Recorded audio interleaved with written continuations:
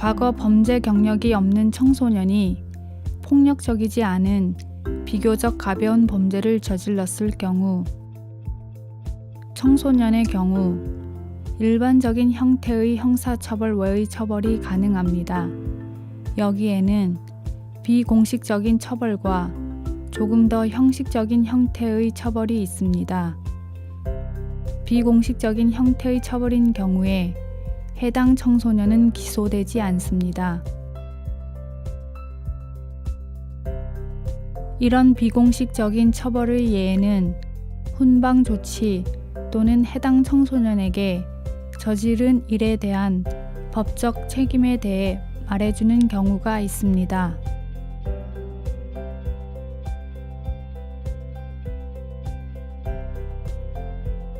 이 외에도 경찰이 정식으로 서면 경고를 집으로 발송할 수도 있는데, 그 편지에는 해당 청소년이 어떤 일을 저질렀는지와 해당 청소년의 부모나 보호자가 경찰서로 와서 경찰과 이야기를 해야 한다고 적혀 있습니다.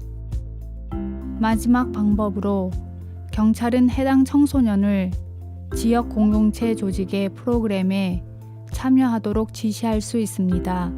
가능한 예로는 놀이나 상담, 아동복지국, 청소년법위원회 혹은 필요한 경우 정신과적인 상담 등이 있습니다.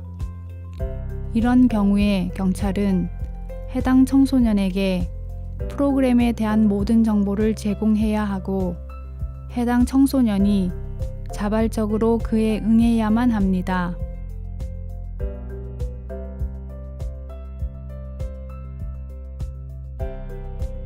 만약 이런 비공식적인 조치가 적절하지 못하거나 해당 청소년이 프로그램을 거부할 경우에 경찰은 해당 청소년을 기소하고 더 형식적인 처벌을 할 수 있습니다. 형사처벌 외 처벌은 법원을 통한 정식 명령이기 때문에 해당 청소년은 반드시 판사나 치안판사 그리고 검사 앞에 나타나 정식 재판을 받아야 합니다. 검사 측은 해당 청소년을 법정에서 질책하거나 일반적으로 우회라고 표현되는 형사처벌 외의 처벌을 요청할 수 있습니다.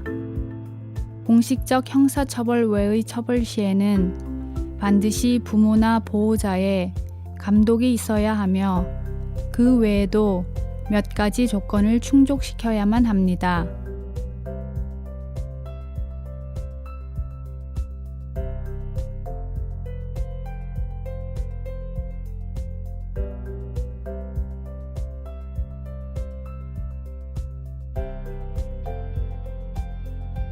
이러한 형태의 처벌에는 다음과 같은 예가 있습니다.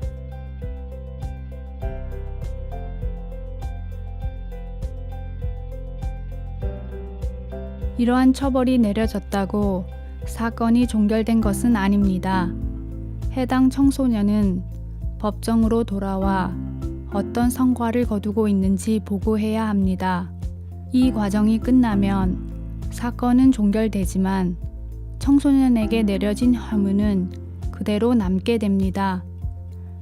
만약 해당 청소년이 내려진 처벌을 시행하지 않게 되면 검사 측에서는 시간을 조금 더 허락하거나 정식으로 기소하여 형사처벌 등 더 강력한 처벌을 내리게 할 수 있습니다.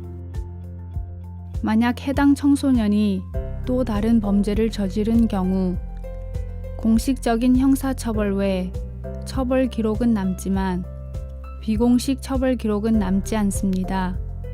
공식적 처벌 기록은 2년 동안 남습니다. 그러나 경찰 쪽에서의 주의 표시는 계속 남게 됩니다.